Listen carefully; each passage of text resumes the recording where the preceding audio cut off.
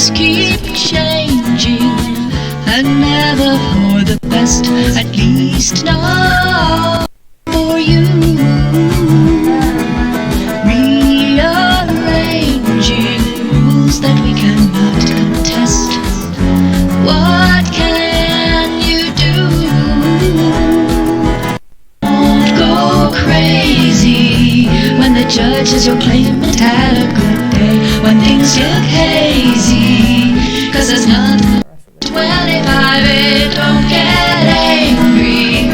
Get mad today, we're gonna have through it all.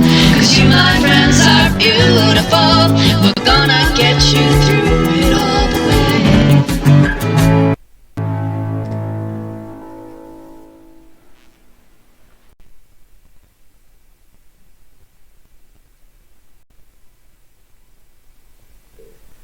Good afternoon, everybody, and welcome to the newest iteration of LOMAD TV and our TV show for this year, which is titled Lawyers and Friends and is the brainchild of the incomparable Mr. Henry Tilson. I'd like to introduce you to my co-host today, James Cousins, who's now my partner. Hi.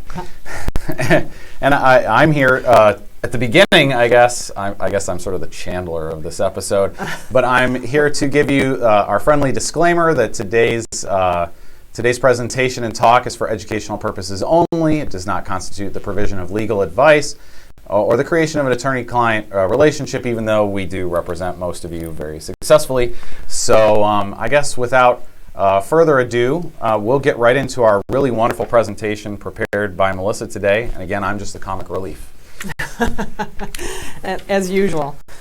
And I'd like to just, before we get started, give a special shout out to Leah Zakari for writing, recording, producing our wonderful theme song. It's fantastic, and we're just humbled that she was willing to give us her time and talent in adding, I think, a very nice dimension to our new TV show. Right, and it references 25A, which is pretty cool. You don't really hear pop songs that talk about us losing 25A. I agree. All right, so today we're here to talk about foolproof claims, and what I mean by proof is that we're looking for the proof that you want to produce for your claims. Next.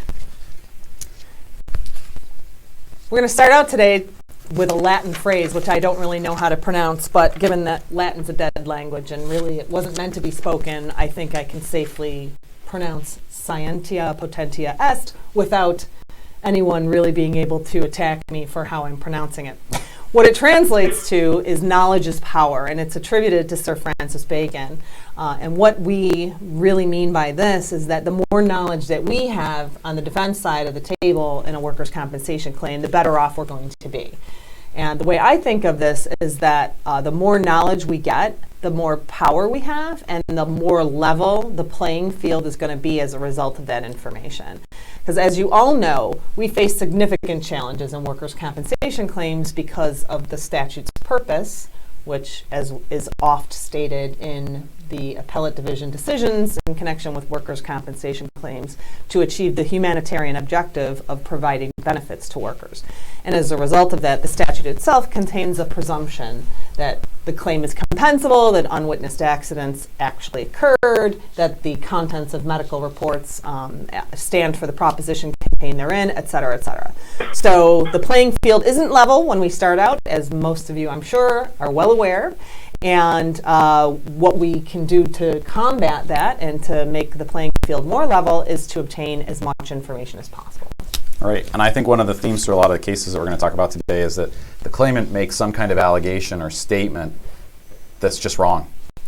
It's a lie. That's never happened. And the way that you disprove that is you be prepared and you catch them and call them out, because if you haven't prepared your case properly and you get the little white lies that I have said many times occur in almost every case, you need to be able to call them out on that. And having your evidence prepared properly and ready to go is the best way to do it. That's correct. Next. And so what we'd like you to really think about today is the myriad different ways. And so I'm going to touch on a lot of different kinds of evidence to hopefully spark something in your mind and your cases to, affirm things that you've done in the past on your cases that have been successful. What I'd really like you to do is to let your imagination run riot with respect to the kind of evidence that you want to produce. But as James pointed out, it's not just sufficient to throw evidence at the wall at the comp board and hope something sticks. We have to make our evidence as unimpeachable as possible. And so I'd encourage you, if you do have an idea of something that you'd like to use to refute one of those many little white lies that we encounter, please consult with your defense counsel about how to make that evidence as unimpeachable as possible. Next. Gross. So the first piece kind of evidence that I'd like to discuss, which I don't think we get as often as I would like, would be to obtain photographs of the incident or the implement of injury, and also possibly a picture of the injury of the injured worker. Now, I realize that, when somebody gets hurt, it's not necessarily the first impulse of somebody to grab their camera and to start snapping pictures of somebody who's on the ground in pain.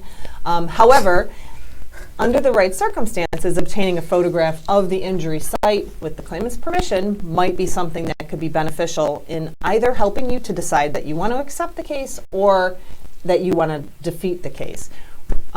Circling back just to the location of the incident or the implement of the injury, I'm not just talking about photographs, I'm also talking about video evidence.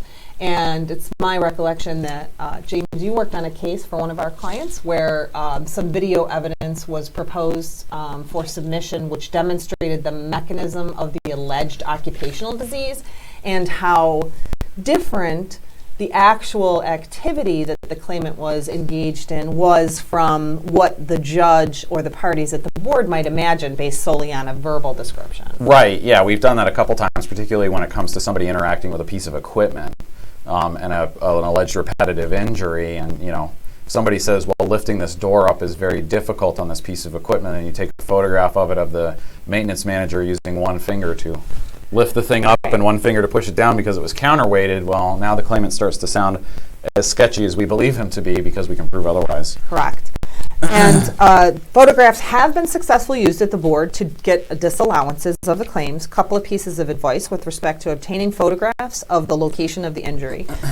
So if it's a alleged fall in the bathroom and the claimant says that there was water on the ground, don't go in a week later and take a picture of the bathroom without any water on the ground, because obviously the board or the judge is not going to treat that evidence as depicting the location of the accident at the time of the injury because it's not contemporaneous. So you would definitely want to make sure that your photographs that you take of the injury location or the implement of injury are contemporaneous as possible with the accident. Additionally, you may need somebody to come to the board who can authenticate the photographs. So if your safety, your risk manager or your safety director takes the pictures, then we're going to want that individual to go and to be able to authenticate the photographs. And then lastly, good quality photographs will lead to a disallowance. I found case law, board panel decisions where those photographs were instrumental in helping to overcome the presumptions afforded to the claimant under Section 21A. Next. Would you mind, James, just moving over on the couch a little bit thank you. I know our coffees are precariously positioned on the couch here, but I'm suspecting that they won't spill. Okay. The next kind of evidence that you might want to consider in defending your claims is security footage. Right? One piece of warning that I'm going to give you. So security footage, I'm talking about cameras in the workplace that might depict the location where the accident occurs or didn't occur, as the case may be. And just a piece of warning, there is a subject number on the board's website regarding the proper format for submitting video evidence, and it's incredibly old. It's 10 years old, and so it doesn't really encompass all the myriad file formats that you could see, that you could encounter video. However, it has not been rescinded, so it's still technically the controlling guidance for how your video evidence needs to be formatted. And as I think James can tell you, and will in a moment, you frequently, when you get security footage from an employer, it will not be in a format that we need in order to be able to submit it to the board. Right. We've had several cases successfully litigated that had security footage as a premise to show that either the accident didn't occur or it didn't occur in the way that it was described. And the thing that you run into, interestingly, is that a lot of the closed-circuit security footage that employers use employs a proprietary digital format for the video, either because they want to store it a certain way, or they have a certain retention period, or there's a certain manner in which they store it. So if somebody tells you, I have footage, your first question is how long is it being preserved for in your system? That's the first issue, because it could be deleted automatically even though you know about it and everyone's excited to see it. And is it in the right format? Because here's the issue. If it gets given to you in some weird proprietary format, you need to know that right away, because the first problem you're going to have is viewability. We have this actually going on right now. I've had this in other files. So you've got to go out, find a vendor who is going to be able to transfer it into .avi or .wmv format and get it back to you and be relatively sure that the vendor is going to document everything they did to it properly, so that if you need a chain of custody to be established because of the transition from one format to the other, those people can prepare an affidavit or be prepared to testify. I've had to actually prep somebody to come in because changing the format removed the timestamping. But the timestamping was still available in the old format, so they were able to put the timestamping back onto it. But obviously, it had to be proven that it was not inaccurate. And the reason that all of this is somewhat of an urgent matter is because if you're producing security footage of the accident, then that really needs to be disclosed and submitted with your pre-hearing conference statement. So with our expedited hearing calendars, time is of the essence in getting that security footage submitted in connection with your pre-hearing conference statement. And if there are challenges like James just described, we're going to need that additional time in order to be able to make sure it's in the right format. And James just gave a great presentation. Hopefully you tuned in last month and saw his summary on the case law update. And the security footage has been used very successfully in overcoming the presumptions in Section 21 to lead to a disallowance. Right. He discussed the Williams case, which... That's the jelly donut case. Claims she was squished like a jelly donut between two elevator doors. Footage showed it didn't happen that way. There was actually another case, too. There were two AD cases this year. The other one, a lady claims the shelf she was standing on collapsed, and now she's disabled everywhere. Both cases were ANCR whole body claims. And both claims disallowed because the footage showed that the accident either didn't occur or didn't occur in the manner that it was described. So there was an accident in one case, but no causation because they said, that's not a real accident. And the other one, nothing really happened. It's very powerful evidence. And it's becoming more prevalent, obviously, as just the technology becomes more pervasive. Next. I'd also encourage our friends in our audience, lawyers, friends, to consider using text messages and voice messages. Again, this is contemporaneous evidence many times, which can demonstrate notice or the lack thereof. And it's very powerful because it's timely. And just like with the video, the security footage, you have to be ever mindful of Regulation 300.38 regarding pre-hearing conferences, and that we want to ensure that we're producing that evidence with our pre-hearing conference statement so there are no issues regarding potential preclusion of the evidence. And I did find, again, board panel decisions, which led to disallowance based on text messages. And the claimant was the one in this case, which is CM Mattress LLC, and I can give you the site after the presentation if you would like it. But the claimant demanded an opportunity to produce some text messages to show that the supervisor's testimony was not credible, and the board said fine. But if you failed to produce that evidence, then we're going to take a negative inference against you. Yep. So. Yeah, really important point too is if somebody has particularly if you can get the claimant to be forced to produce evidence that you want, because you can prove they have it, make the judge order the claimant to produce it, because sometimes they just simply won't, and then you can say, well, it doesn't matter what's in it. You have to take a negative inference, assume that it was detrimental to the claimant's case, and give me a positive inference or credit my witnesses over their contradictory statements. Don't let the claimant put all the burden on you to produce all the documentary and testimony proof in the case. And we're going to revisit that issue a little bit later today as well, because that's a very good point, good practice point for making demands of an individual who has the evidence in their possession, and the failure to produce it should be used as a weapon and not just a shield. Yes.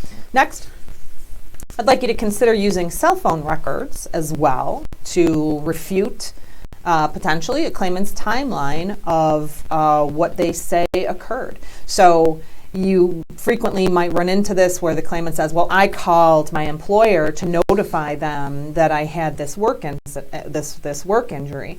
Well, okay, so let's see your cell phone records then. How did you make the call? Did you go to a payphone? I doubt it. You can't even find a payphone anymore.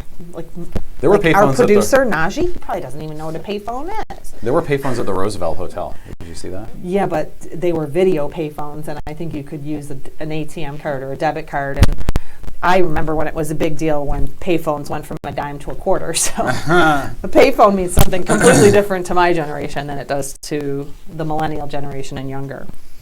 And I would just like to note that I did find, again, case law, Niagara Falls Water Board, where cell phone records were produced after the claimant testified to rebut the claimant's testimony in the case in chief. And so the carrier in that case did not produce those records as part of their pre-hearing conference statement. The evidence was challenged by claimants, saying that it should have been produced. And the way the carrier very smartly characterized this was basically as rebuttal evidence, that it was introduced and obtained to refute testimony that the claimant made in his case in chief. And because of that characterization, the board allowed the evidence in and used it to disallow the case because the carrier overcame their presumptions under Section 21. So I like that case for the principle that you can sometimes, if you are unable to identify evidence that could be beneficial to you in refuting a claim made by the claimant, there is sometimes a way to backdoor in that information if you can characterize it properly as rebuttal evidence and not evidence on your defense in chief. Right, and we were just talking before we went live. The black letter premise of the way a judge is supposed to run the hearing is to, in a manner, to ascertain the substantial rights of the parties. These hearings are not supposed to be about legal gamesmanship or evidentiary gamesmanship. It's supposed to be about getting as much evidence in front of the judge so that they can make a good decision. I mean, sometimes with all the evidence, they couldn't make a good decision out of a paper bag. But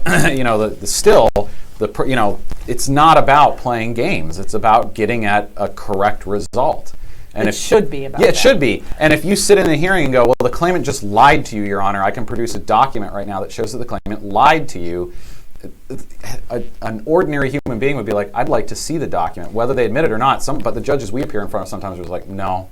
But you know what, that's a good point. If you can characterize the claimant's testimony also in that instance as being a lie, a misrepresentation, then you can also raise fraud, and that could give you an independent basis for wanting to be able to produce the record. Right, because production of evidence in connection with fraud is not a defense to a C7, so it's not subject to 300.38's rules that are really draconian against us. You get it into the record. Correct. Next.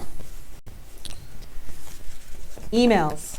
I frequently encounter situations where supervisors at your insureds or for you yourself as the employer there have been exchanges of numerous emails between the claimant and individuals at the employer or even with our adjusters. And we should produce that evidence if it's beneficial. Obviously, if it's something that's of a sensitive nature, we would definitely want to review that before just submitting that to the workers' compensation law judge. But this is the way people communicate now. Text messages are the way people communicate. Facebook messaging even. I didn't include that as part of our presentation today, but it occurs to me now that this is another way that I get my friends communicate with me. So I would please recommend that if you have email exchanges between the claimant and a supervisor or the claimant and the employer, which reveal something regarding the reason that the claim was filed or about why it is the claimant wanted time off from work and then it evolves into a work injury, please produce those for us. And again, I did find board panel decision where emails were used to produce evidence as to why it was that a claimant had reduced or a lost time from work, and so it led to a denial of reduced earnings benefit as a result of that proof. We have a couple clients who are very aggressive too about taking written recorded statements from claimants when cases occur. And I've recalled on a couple of occasions they started email communication because it's a common way that we communicate now. Some people don't like to talk on the phone. And of course, you can't text your adjuster. So these claimants are having email communications back and forth. And all of a sudden, you have this voluminous amount of data that the claimant's giving you. Make sure that everything that they want to prove in the case matches what they're telling you. Yep. And I'm also aware that some TPAs have communication systems they have software that allows claimants to communicate with their adjuster, and so I'm sure that, and we're going to talk a little bit more about computer data as well later in the presentation. In fact, it's next. But that's the same kind of communication that we'd like to be able to produce at trial. Absolutely. Next. Computer data claim notes injury reporting. So when you're producing information from your computer system, you keep claim notes. We know you keep good claim notes. We keep our own claim notes in our system as well. That is, again, powerful evidence because it's made contemporaneously in most instances with the conversations that you're having with the claimant. And so it can be very powerful evidence. And so there's usually a way that we can extract that data from your claim system. You can print it up, present a hard copy to the board, and while it might require the adjuster or supervisor to come in and testify, which some of you may find more exciting than others, it can be very powerful evidence with respect to proving multitudes of things in connection with a workers' compensation claim. But they can testify virtually now. That is true. So the sort of trauma of having to be around all those claimants. And attorneys. Yeah, especially the attorneys. The claimants' attorneys especially, and sometimes the judges, you don't have to be there anymore. You can be sitting at your computer, have your claims notes up on one screen, looking at the judge on the other screen, and hammer them in testimony because you're looking right at the data as they're asking you questions about it.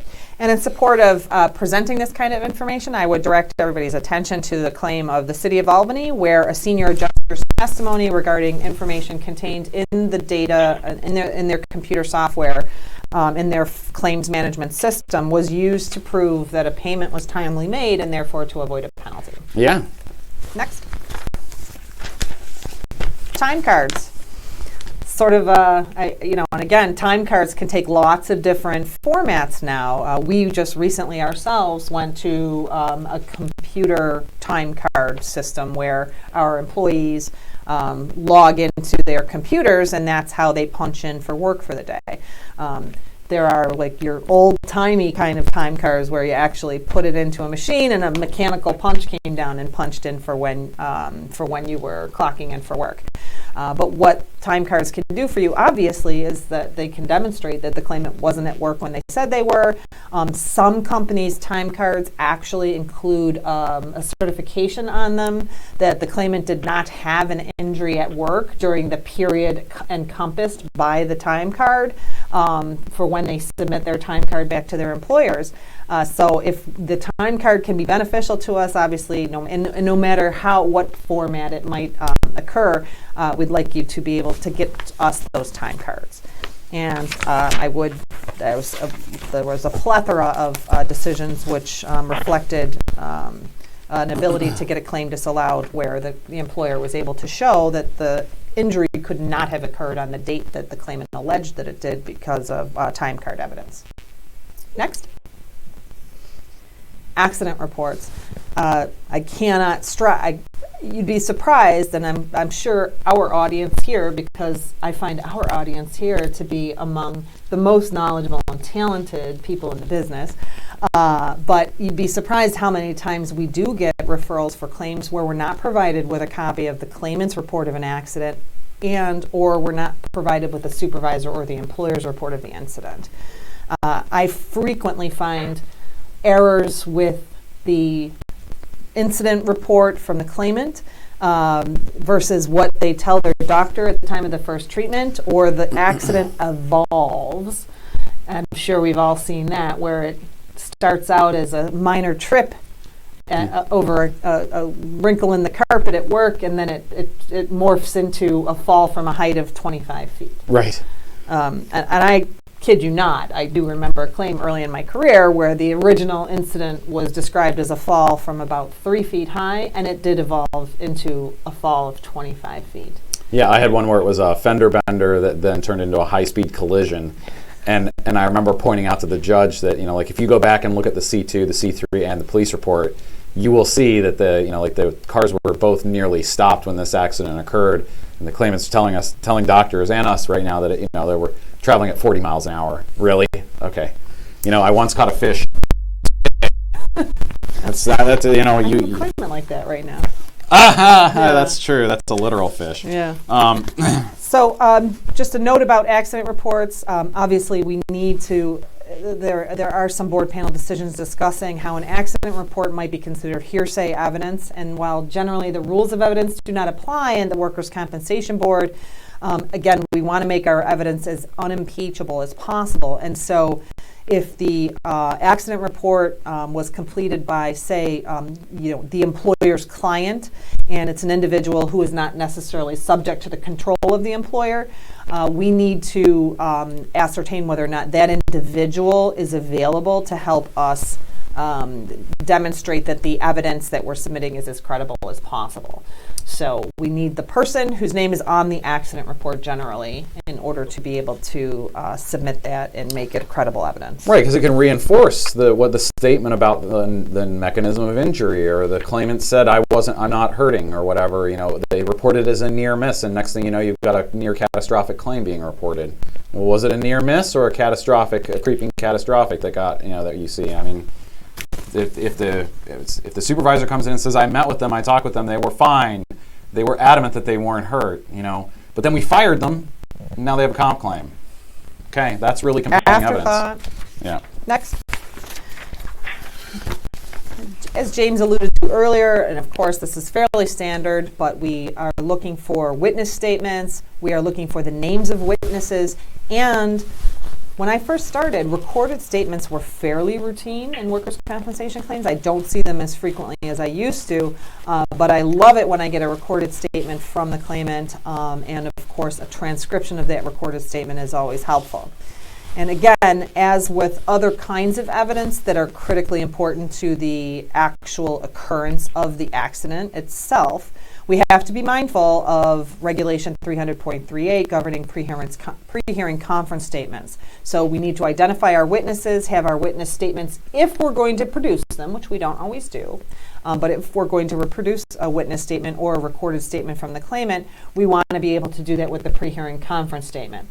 However, please recall that we could try and characterize a witness statement or a rebuttal or a recorded statement from a claimant as rebuttal evidence, so we could try and get it in that way, but we prefer to not have to make those kinds of arguments if there's no impediment to wanting to submit that with our pre-hearing conference statement.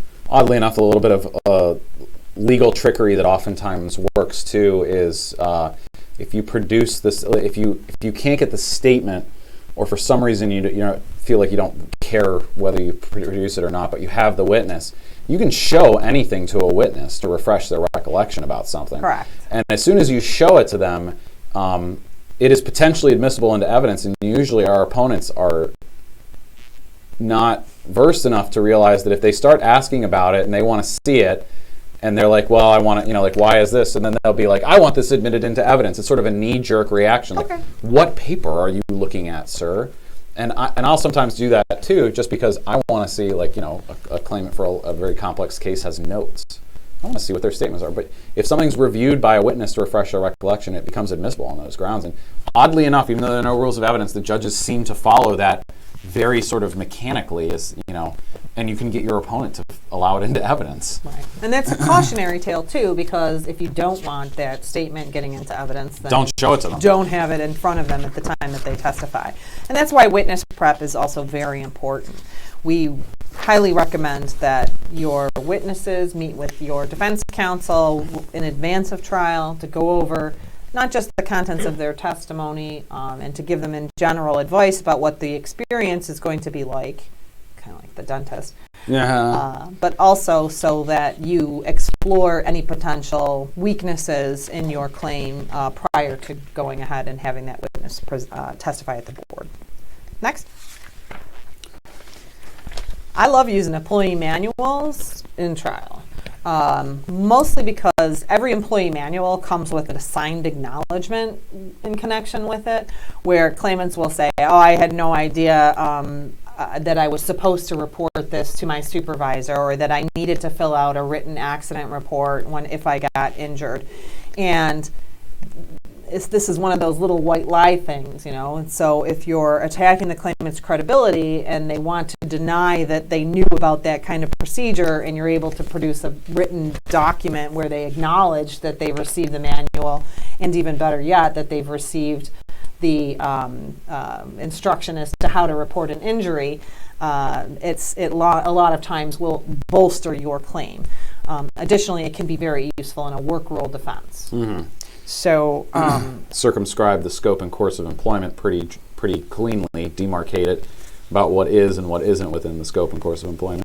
I found a case in preparing for today's webinar, and it was Paula's Donuts. Yes, a heart employer for many of us here in the Buffalo area, where the employer testified that the employees sign a paper stating that they've reviewed the manual. It's a 2-hour process for orientation, and the entire employee manual is read to the employee. The management goes over the procedure for reporting the injury at work, which includes filling out a form that is sent to the insurance.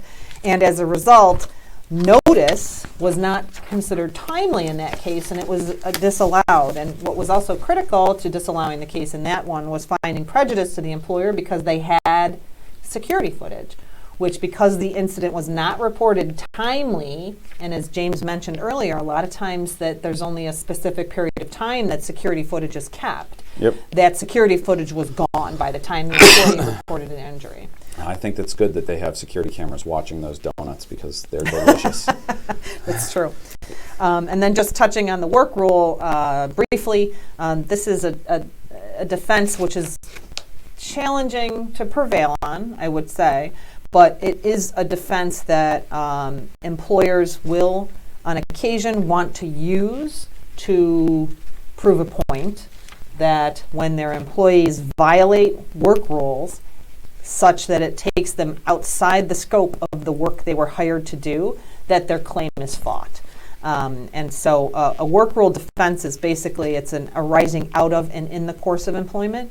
Even though the injury may occur in the course of the claimant's employment, the employer will argue that it didn't arise out of the course of their employment because it so far deviated from what they were hired to do that it can no longer be considered arising out of. Right, it's sort of like it's like a bridge among many different types of defenses, like horseplay, Section 10. Purely personal. Purely personal, yeah. It's yeah, Yep. And it is really great. Next. Along the same lines, I also like to use personnel folders, disciplinary actions, applications for employment, post-offer physicals, and again, it's sometimes exploring little inconsistencies that an individual might make in prosecution of their claim, and if it's a credibility issue on which we're trying to prevail, those types of documents and little white lies that an individual might tell go a long way in helping us demonstrate that the person is not credible. Right. If the claimant's a dirtbag and you've documented it well, then you better prove it. Hey, and since I'm a partner now, does that mean I get to see my own personnel folder? No. Oh, damn it. All right. Next. CIB or Isil reports are very frequently used in the industry. Anecdotally, because I don't have access to being able to run that kind of report myself, but anecdotally, I've been told that it is expensive to participate in the CIB ISO reporting system. But as a defense counsel, I can't tell you how beneficial and important I find that kind of evidence in pursuing 3 different areas of proofs at the board. And one would be causal relationship at the inception of a claim. The second might be on fraud, where the claimant misrepresents to their doctors or to our independent medical examiners the extent of previous injuries. And lastly, it's incredibly important in being able to explore apportionment, which given the board's interpretation of classification now and PPDs, even though you can't technically get apportionment if it's a non-occupational condition, you can still, I think, carve out part of the claimant's overall loss of wage earning capacity as a function of their medical impairment. You can equate that to previous conditions, which should not lead to an increase in your liability, and thus it's very important at the time that permanency is assessed. Right. And these things give you access to knowledge about things that claimants oftentimes conveniently forget. Automobile accidents. You know, it's always like, I don't remember that accident, and then you show them evidence. Well, I wasn't really hurt, that's why I forgot it. Why don't we go to the next slide and talk about that real quick? So another thing that I love to get is, as James is referencing, is I love to get the entire claims file for a no-fault claim or for a previous workers' compensation claim or a liability claim, and court filings from prior litigation. And it's for exactly the reason that James just stated. A lot of times you'll find that people minimize the extent of their previous injuries, but when you pull the court filings from prior claims, they've demanded $5 million as a result of the inability to enjoy life forever and ever again. And you'd be amazed at doctors play that game too. So-and-so has sustained a significant spinal injury. I'm thinking of one particular practice that always says that for claim 1, and then claim 2, it's like, so-and-so has sustained a significant spinal injury, but the previous one is not so significant anymore. And there was actually a big appellate division case this year on the question of apportionment, and jumping back to a point we discussed earlier about placing the onus on the claimant to produce evidence. This claimant had an old claim, had an intervening motor vehicle accident, and then showed up a couple years later and said, I need to have a whole bunch of surgeries, and I think comp needs to pay for them. And the comp carrier ran an ISO search and said, you had a motor vehicle accident. I would like to see those records, please. And they got the judge to direct the claimant to produce them. And it wasn't just the records, right? It wasn't the it was a court filing. Yeah. And the claimant either refused or failed to produce, the bill of particulars, the summons and complaint. And the carrier kept walking into court. I envision this. I don't know this for sure, but this is what I would do. I'd be like, you should file a lawsuit. Like, are you kidding me? Are you telling me now that lawsuit didn't come up anything? You know what the bill of particulars said. It said they had suffered a serious injury, that they met the threshold to file suit. Because, well, not only that, but if you've ever done any kind of personal injury law, when you get the complaint or you get the bill of particulars, it lists in excruciating detail how the injury has affected the claimant or the plaintiff in that situation, their life. Right. And I mean, the loss of enjoyment of life is just one thing. It's, that they've been rendered sick, lame, unable to participate in hobbies, that they're permanently disfigured, et cetera, et cetera. So having that kind of evidence is a very powerful thing when trying to refute the new, very de minimis characterization of the subsequent injury. Right. And in that case, they made the claimant produce it. The claimant failed to produce it. They took a negative inference. They said it must show what the carrier says it shows. I'm loving this negative inference thing. Negative inferences are great. Next. Of course, social media. We have Facebook, Twitter, Instagram, YouTube, Google. I guess you can't really use Snapchat because that's the one where it gets rid of the stuff right away. They disappear right away, yeah. Is that the Monopoly Man, by the way? Or is what is that? That's weird. It's certainly not a copyrighted photo. But this is solely for educational purposes. So while the great thing about social media reports and social media mining reports that you might get from your investigators is that information, because it's not covert surveillance, there's no gamesmanship involved in not disclosing that information before a claimant testifies. So as we know from our covert surveillance, and we'll discuss it in a couple of minutes here, that has to be disclosed before the individual testifies. Social media reports, they don't have to be disclosed. I've had this fight twice in the last 3 months. I don't understand. I had 2 claimants' lawyers screaming about giving an offer of proof. And I just said, I don't have surveillance of the claimant. I have evidence of fraud. And the judges get it. They're like, okay, we'll set it down for claimant's testimony. And the claimant's lawyers are screaming and screaming, I need an offer of proof, an offer of proof. I'm like, you didn't disclose that you had surveillance. And I'm like, I don't have surveillance. Go read the case law. Yeah. Makes me nuts. Next. That's the Aeropostale case, by the way. Yep. Or Aeropostale. You always just have to be difficult. I don't know. I'd also encourage you to think about eBay, Etsy, PayPal, the New York Department of State, and the county clerk's office to explore whether or not the claimant has a little side business going on. So really all of these potential sources of evidence, these are all mechanisms for exploring whether or not the claimant has a business that they're running at the same time that they're collecting workers' comp benefits. And I have posted for your viewing pleasure, perhaps not your contemplation pleasure, the post of an actual Facebook business page for a claimant who still has the page up and is still running this business, but I discovered on Etsy and on Facebook an individual who is selling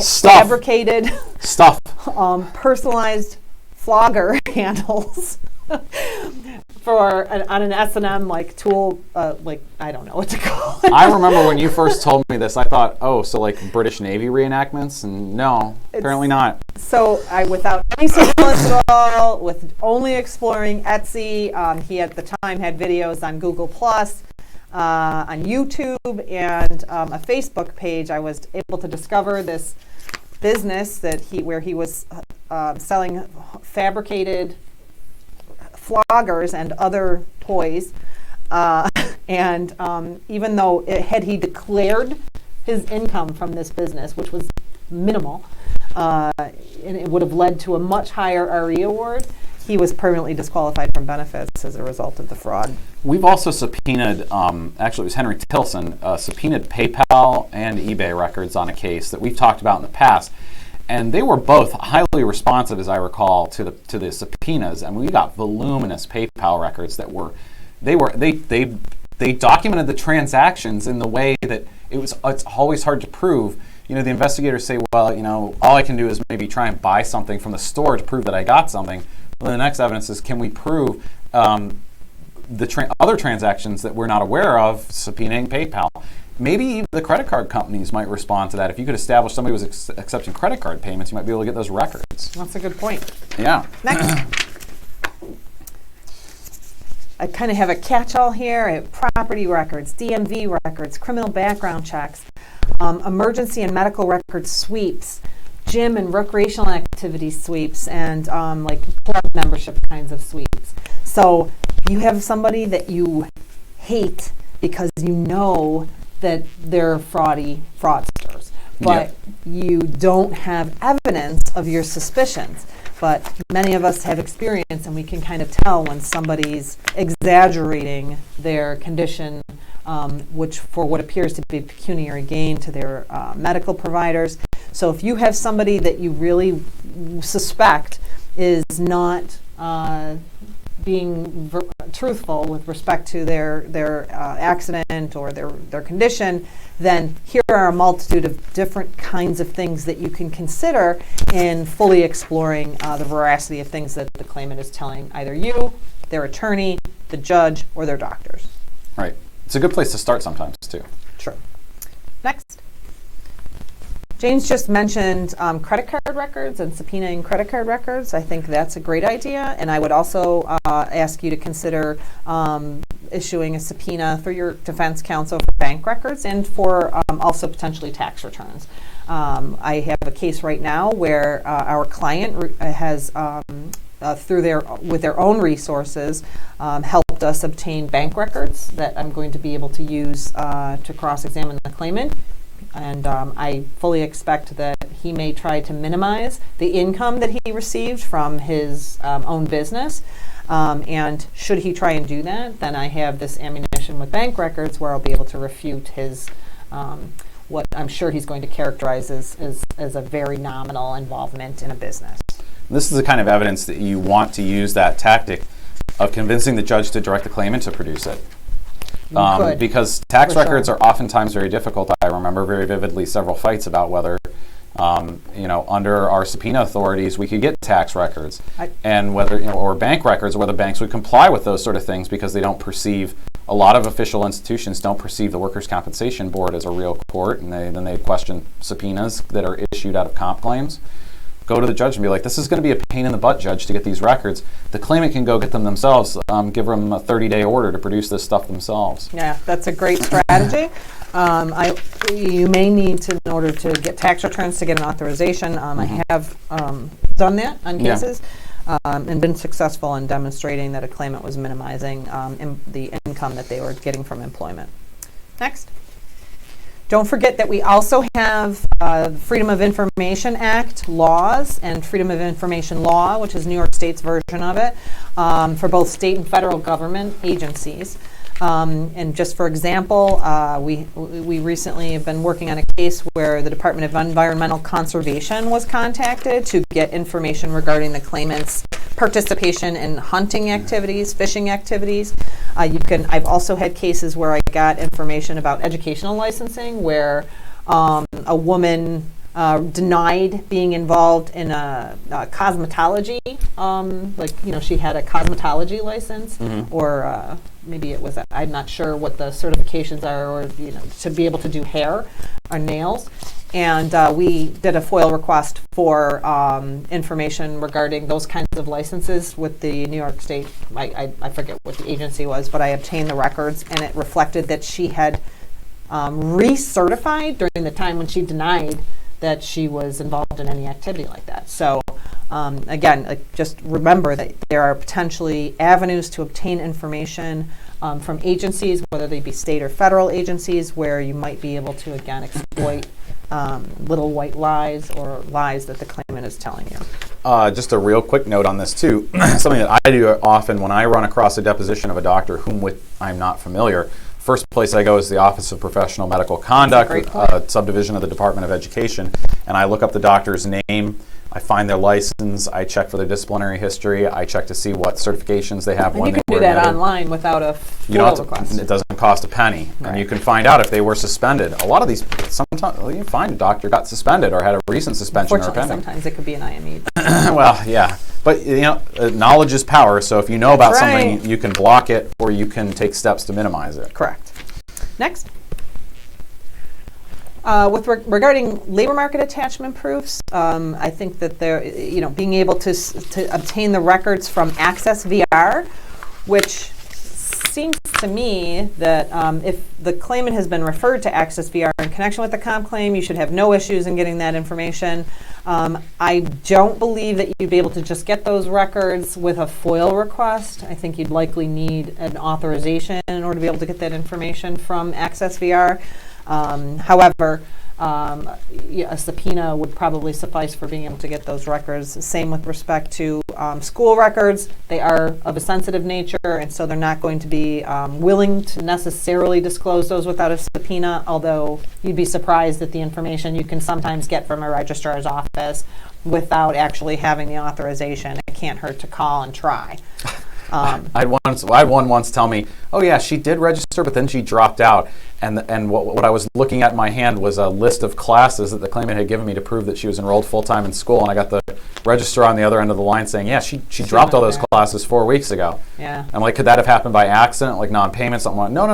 I've got a record here that she called and said that she was disenrolling, and we processed a refund. The tuition to the state entity that was going to cover the cost of classes. That's exactly what I'm talking about. And so then the other, just to fill out the triangle here of the 3 different kinds of records that might be relevant on your LMA proofs, are employment records. Sometimes I've had a claimant come in and testify, I've returned to work, but I'm only making $25 a week because I'm just doing in-home daycare, or I'm watching my son or my friend's son for her. So that's the employer. So I'm going to subpoena that employer's records, or I'm going to ask that employer, their friend, to come in and have to testify. And you'd be surprised at how willing they are to then actually describe with accuracy exactly what it is that the claimant's doing for them. I once dragged in a current employer who was not the employer in the case on a question of causally related reduced earnings, And usually by the time that the employer shows up to testify, they're so annoyed because they got a subpoena. It's this employee that probably is already a pain in the butt anyway, and now they're being called in, they're being subpoenaed to testify, and you'd be surprised how willing they are to say, yeah, there are plenty of hours for him or her to work. They just don't want to. They tell them, they give me all kinds of reasons. Yeah, like I can't because I'll lose money on my comp claim. Yeah, have they ever told you that their back was bothering them? No, I've never heard anything about that. I mean, he does sit on the floor instead of kneeling all the way down to the bottom shelves. Did he ever say it was because he was hurt? Nope. When he applied, he said he could do all the work that I offered him physically. That's surprising because he's telling us he can't. And subpoenaing of employers could also be relevant if you send out an investigator or an independent insurance adjuster to do an investigation of a job search. So they go and they actually find out, like, yeah, the claimant said that they filled out an application here, but this employer, when we contacted them, told us that they haven't advertised a position available for 5 years. Right. And so, again, you might want to subpoena those employment records. Next. Lastly, I'd just like to touch on some legal maneuvers, some of which we've already referenced quite extensively. One would be affidavits. Don't forget that you can get a sworn statement into the record by having your attorney prepare an affidavit for a witness and then having it notarized so that the statement is submitted under the penalties of perjury. That can be beneficial in providing you with the threshold, basis in order to be able to fully explore an issue at the board and provide you as your offer of proof for an issue that you want to develop more fully. Affidavit like from an investigator who has recently perhaps gone out and interacted with the claimant as part of surveillance and utilize the claimant's services in connection with the business that they're running, which they haven't disclosed. Have an affidavit for the investigator prepared, or for an individual perhaps who's used the claimant's services, or for a neighbor, or for the person at the desk for your IME company who says that they saw the claimant leave without a cane. I mean, there's just a myriad of different ways where you might be able to avail yourself of an affidavit in order to develop a point at the board. It's a substantial offer of proof. Correct. Just be prepared to back it up, because Right. your opponent, if they're feeling their oaths, they're going to say, "I'd like to cross-examine that Correct. statement." You're going to need to be able to produce that individual as a witness if you're successful in offering it as your offer of proof. Right.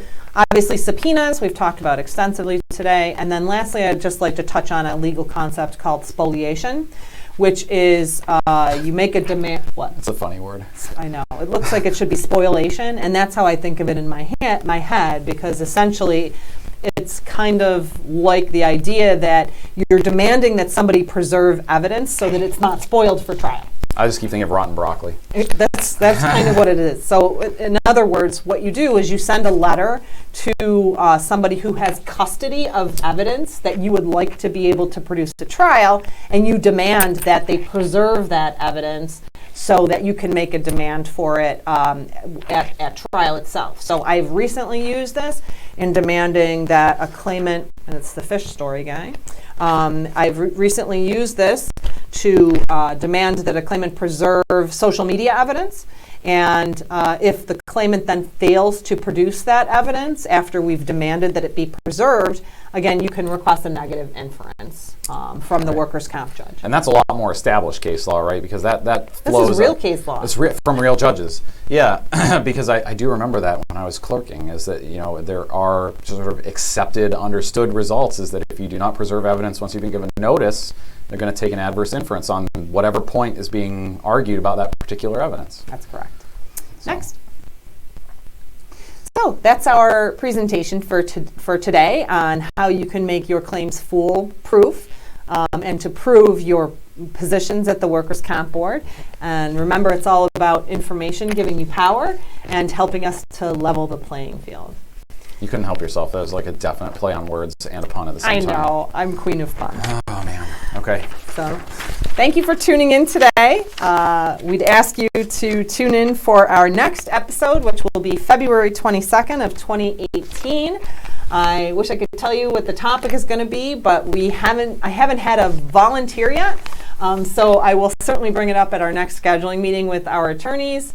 And I hope to have a fantastic presentation for you on February 22nd at noon. So please come back and tune in then.